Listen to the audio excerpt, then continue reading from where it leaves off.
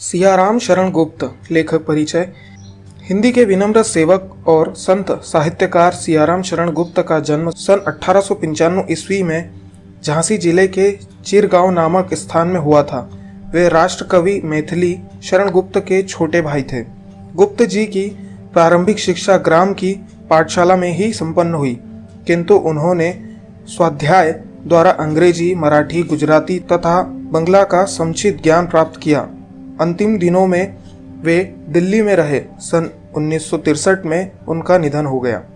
गुप्त जी केवल कवि ही नहीं थे, उन्होंने काव्य के अतिरिक्त नाटकों, निबंधों, उपन्यासों और कहानियों का भी सृजन किया है। उनकी कहानियों में साहित्य उज्ज्वलता के दर्शन होते हैं। कभी कहानियां गांधीवादी दर्शन से पूर्णतः प्रभावित हैं। लेखक के सरल व्यक्तित्व की तरह ही उन रचनाओं की वस्तु और शैली सरल है। सियाराम शरण गुप्त जी की प्रमुख रचनाएं निम्नानुसार हैं।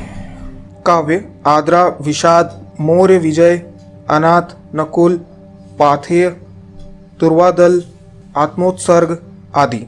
नाटक पुण्य पर्व, उपन्यास अंतिम आकांक्षा, नारी और गोद, निबंध संग्रह झूठ सच, कहानी संग्रह मानुषी घुस जी का एक उत्तम कहानी संग्रह है।